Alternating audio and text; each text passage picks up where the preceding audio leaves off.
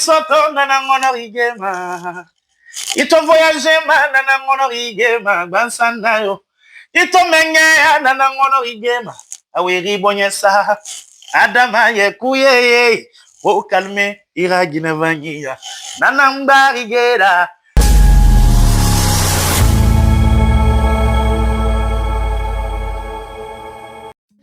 Une minute, une question, une vérité.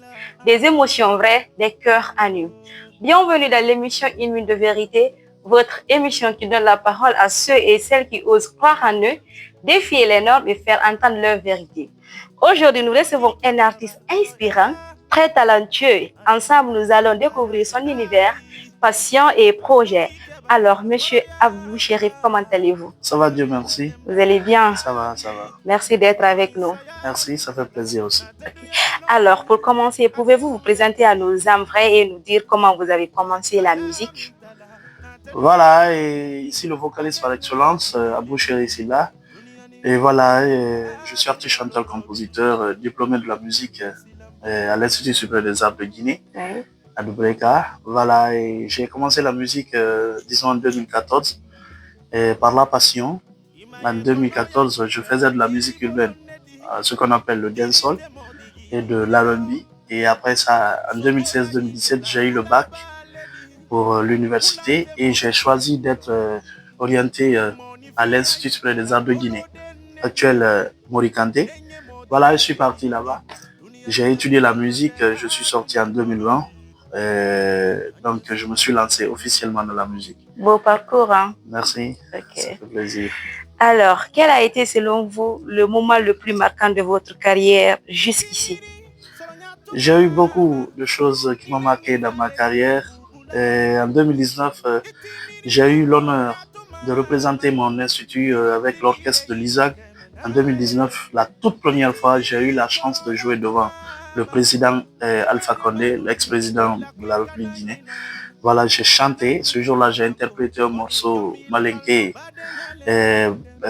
sur une façade Keletigi et ses tambournis. Voilà, donc au palais, c'était devant plus de, je dis, 3 à 4 000 personnes avec toutes les autorités du pouvoir à l'époque.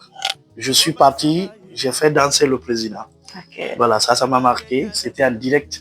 Ma famille a vu ça à la télé. Ils étaient tellement satisfaits de moi dans ce que je fais. C'est une fierté. Voilà, c'était une fierté vraiment. C'était la toute première fois que je joue devant des responsables pareils. D'accord. Pouvez-vous nous parler de vos projets musicaux actuels ou à venir? Bah oui. Le 30 de ce mois, déjà, je dois laisser un de mes morceaux qui a pour titre Womboyensa. Voilà, un morceau que moi-même j'ai concocté dans mon studio, dans mon mini-studio que j'ai à la maison. Voilà, la musique, ça parle de moi, ça parle de la vie, ça parle de l'actualité, ça parle des hypocrites, des gens qui essaient de diviser les gens, des escrocs en un mot. Et voilà, donc, Womboyensa, je suis vraiment fatigué d'eux. Donc, je me suis dit de chanter ces genres de musique parce que ça remonte le moral. Voilà, le morceau là est prévu pour le 30 de ce mois, le 30 août, sur toutes les plateformes digitales. Les gens peuvent aller d'abord en commençant à s'abonner sur ma page YouTube. Là, dès que je lance, le lien va aller sur eux. Voilà, ils pourront télécharger. Et à l'entame, on a beaucoup de projets. Il y a un autre morceau qui doit sortir, qui a pour titre « Dépenser ma Guinée, ça défait favorable », qui doit sortir, disons, en mois d'octobre ou novembre. Et après ça, on a beaucoup de projets. Gigol, Bébé Fée. J'ai beaucoup de chansons. Vraiment, j'ai beaucoup de chansons dont je ne peux pas citer. Alors, le 30, on attend avec force. Quelles sont selon vous les principales difficultés que rencontrent les artistes guinéens dans l'industrie musicale? Bah ouais, une très belle question.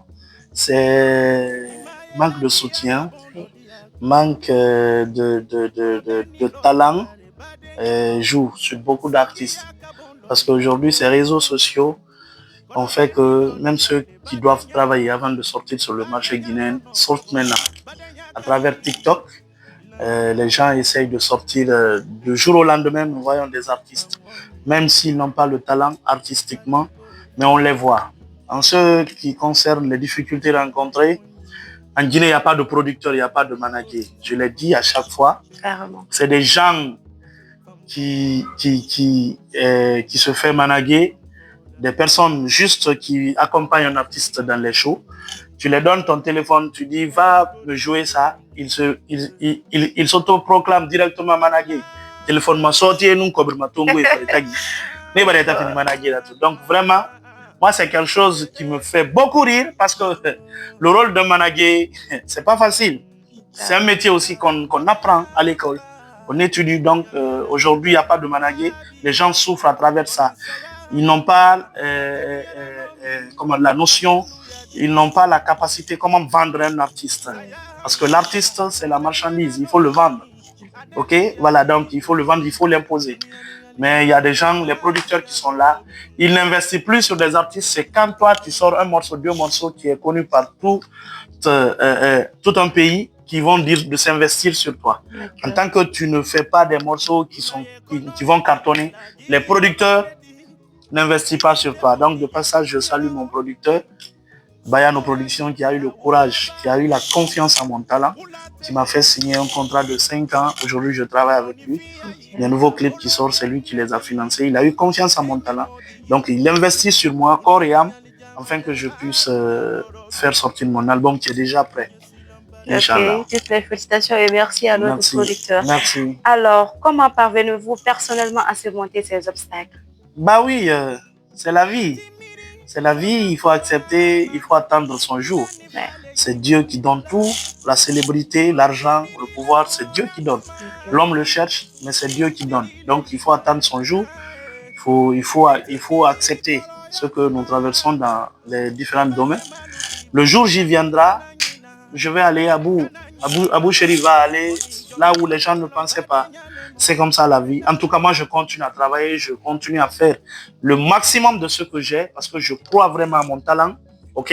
Voilà. Donc, en ce que je fais au fait de la musique, je fais ce que je veux. C'est ce que j'ai choisi comme ma vie.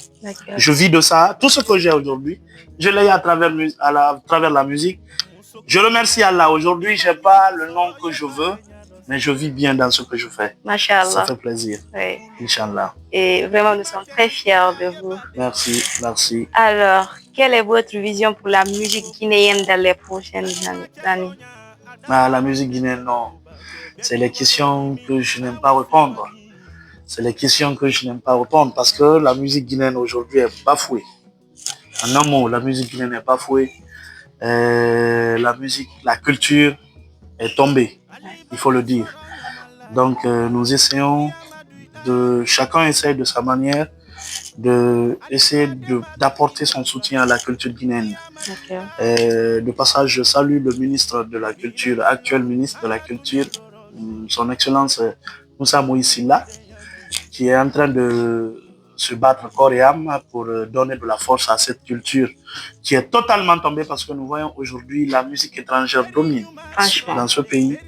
Voilà, la musique mandingue, la musique originale de la Guinée ne se joue plus. Dans les boîtes de nuit, quand tu rentres, c'est la musique étrangère que tu entends. Donc ça, c'est la musique, c'est la culture qui est bafouée. Les artistes qui sont là, qui doivent donner de la force à cette culture, qui doit chanter des musiques de chez nous, ne le font plus. Ils partent prendre les musiques étrangères pour venir imposer ça ici et la population est adaptée à ce rythme. Donc on est obligé de chanter aujourd'hui. La musique mandingue pure ne se joue pas. C'est de l'afro-mandingue. Tout ça, c'est quoi? C'est parce que ceux qui sont devant, on a vu autant de Kelfala Kanté, les Mori Kanté, ils ont vendu la musique guinéenne à l'image internationale. Oui. Mais la génération qui a suivi, ces gens ont essayé de mélanger aujourd'hui, c'est de l'afro-mandingue. Il y a des artistes même aujourd'hui qui sont sortis en album en Guinée qui ont du mal à jouer sur des instrumentales guinéennes. C'est honteux ça. Franchement. C'est honteux.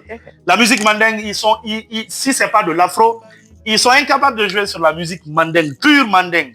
En live, ils ne peuvent pas. On a vu ça ici. Qu'est-ce qui fait ça?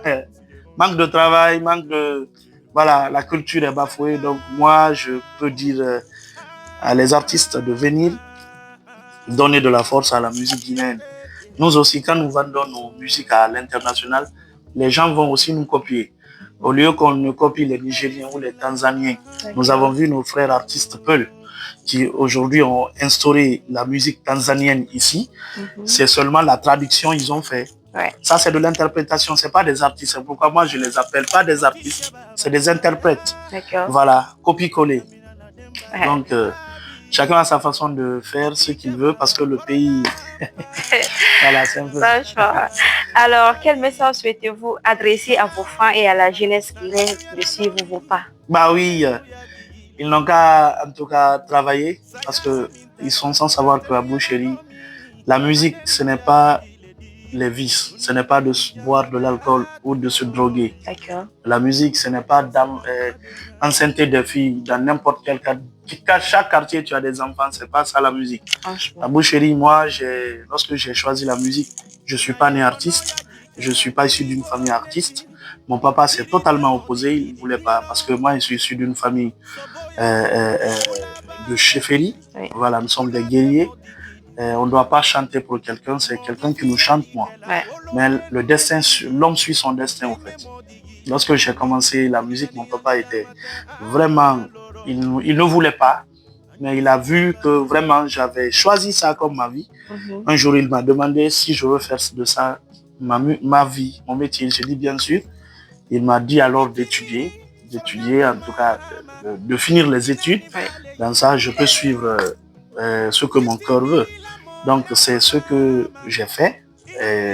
Je suis diplômé de la musique, je suis un intellectuel, artiste, chanteur-compositeur. Et Dieu merci, je vois tous les conseils que le papa me disait parce qu'aujourd'hui, j'ai mon propre studio.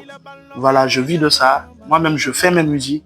Et ça, c'est les études qui m'ont aidé à faire ça parce que voilà, si j'allais abandonner les études pour faire de la routine, nous avons vu beaucoup d'artistes guinéens, c'est ceux qui jouent sur eux. Ils savent chanter, mais ils n'ont rien dans la tête. Voilà, toutes les négociations à l'international pour des concerts, c'est les gens qui le font. Lui, il n'a rien à comprendre ce qui se passe. Donc, en tout cas, il gagne ce qu'il a à gagner. Il ne cherche pas à défendre lui-même parce que, voilà, il s'est défendu de manière c'est ça. Alors, grand merci à notre papa. Alors, pour finir, est-ce qu'on peut avoir un petit freestyle? Pourquoi pas? L'identité d'un artiste, c'est la musique. Il t'a voyagé,